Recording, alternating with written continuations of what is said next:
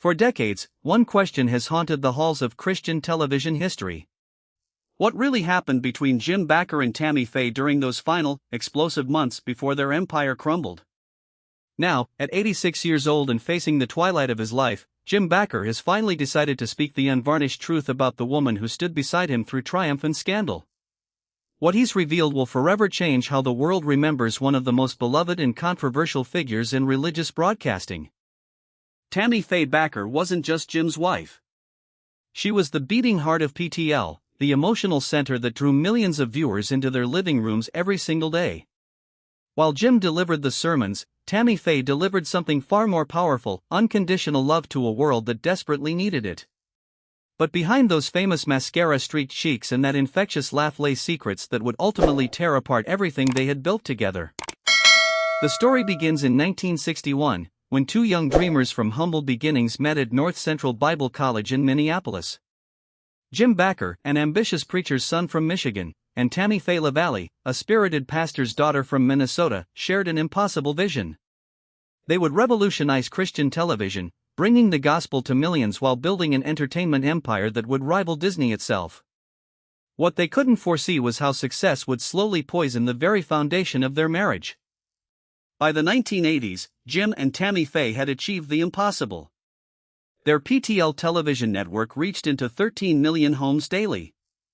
Heritage USA, their Christian theme park in South Carolina, welcomed 6 million visitors annually, making it America's third most popular attraction after Disney World and Disneyland. They lived in luxury that would make royalty envious: multiple mansions, private jets, designer wardrobes, and enough jewelry to fill a small treasury. To their devoted followers, they represented the ultimate proof that God blessed the faithful with earthly abundance. But prosperity came with a price that neither Jim nor Tammy Faye was prepared to pay. As their ministry grew, so did the distance between them. Jim became obsessed with expansion, constantly chasing bigger buildings, larger audiences, and more ambitious projects. Tammy Faye, meanwhile, found herself drowning in pills, prescription medications that promised to numb the growing emptiness in her heart. The woman who preached love to millions was slowly dying inside, trapped in a marriage that had become a carefully choreographed performance. What Jim Bakker has now revealed about those dark days will shock even longtime observers of the Bakker saga.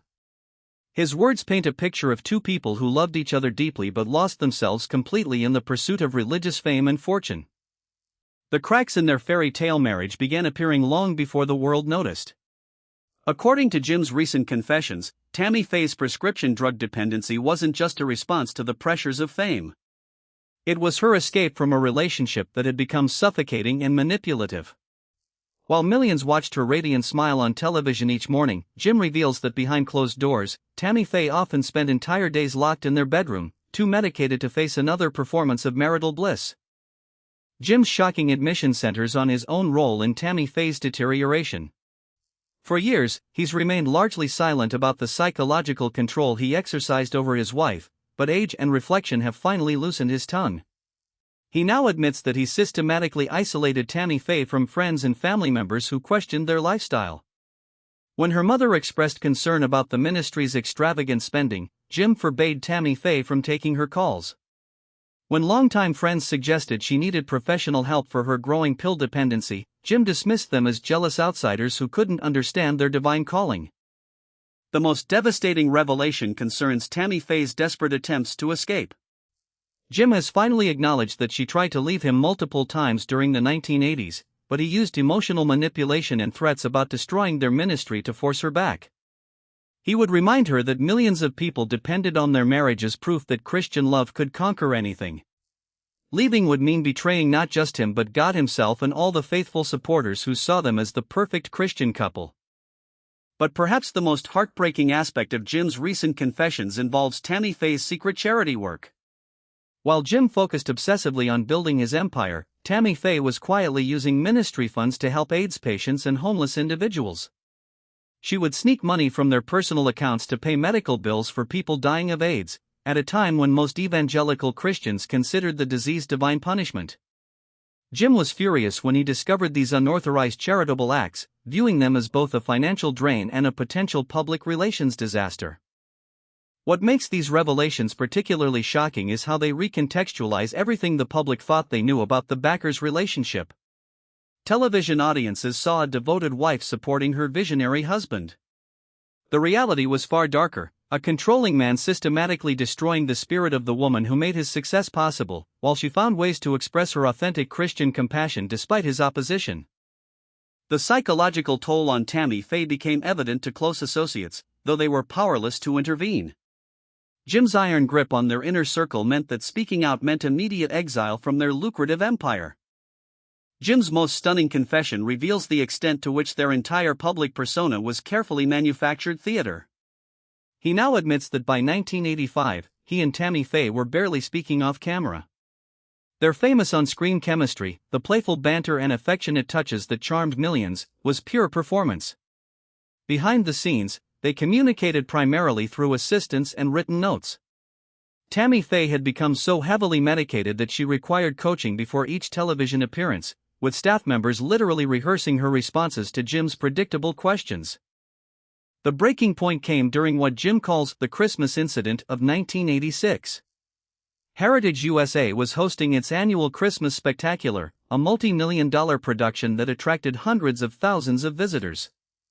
Tammy Faye, heavily under the influence of prescription drugs, began crying uncontrollably during a live broadcast. But these weren't her usual tears of spiritual joy that audiences had grown to love. These were tears of desperation, a woman begging for help on live television while millions watched, unaware they were witnessing a genuine mental breakdown. Jim's response to that moment reveals the depths of his callousness. Instead of stopping the broadcast to help his wife, he continued the show, improvising explanations about Tammy Faye being overcome by the Holy Spirit. He later told staff members that Tammy Faye's emotional state was interfering with God's work and threatened to replace her with another co-host if she couldn't control herself better. This threat terrified Tammy Faye, who viewed the television ministry as her only remaining connection to the outside world. But Jim's cruelest revelation concerns the Jessica Hahn scandal that ultimately destroyed their ministry. When news broke of his sexual encounter with the church secretary, Jim admits he was actually relieved. The scandal provided the perfect excuse to blame their ministry's financial problems on external forces rather than their own mismanagement. More shocking still, he reveals that he knew Tammy Faye had discovered evidence of multiple affairs years before the Hahn incident became public. She had begged him to seek counseling and end his extramarital activities, but he dismissed her concerns as jealous paranoia fueled by prescription drugs. The psychological manipulation reached its peak when Jim convinced Tammy Faye that her drug dependency made her an unreliable witness to his behavior.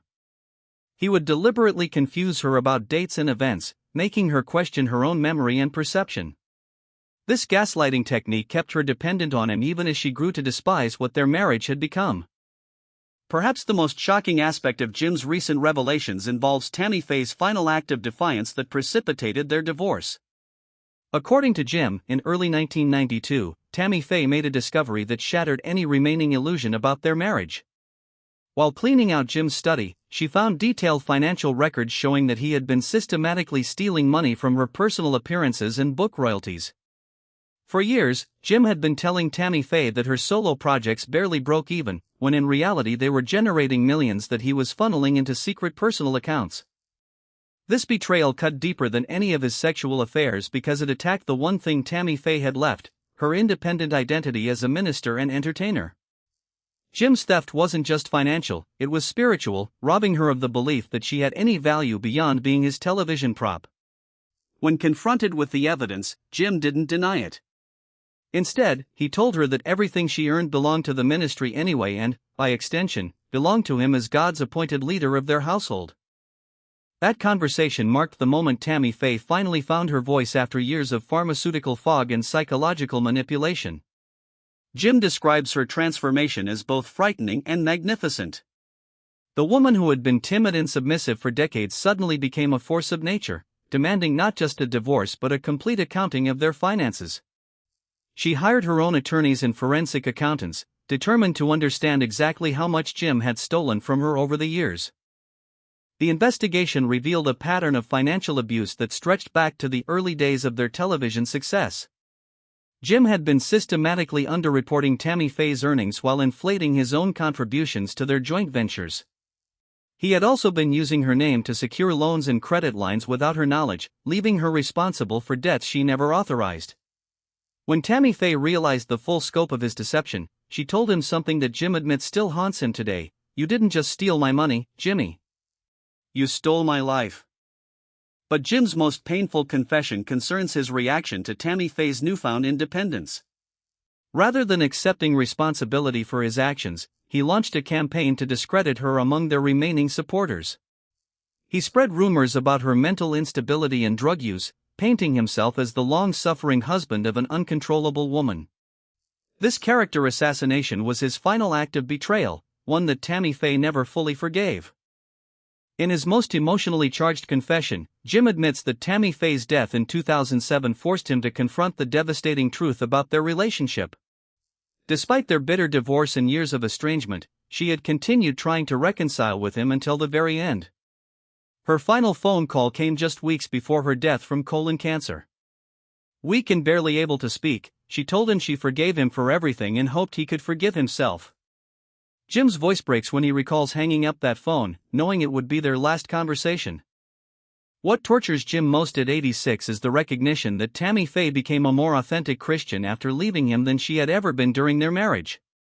Her work with AIDS patients, her advocacy for marginalized communities, and her message of unconditional love represented everything their ministry had claimed to stand for but never actually practiced.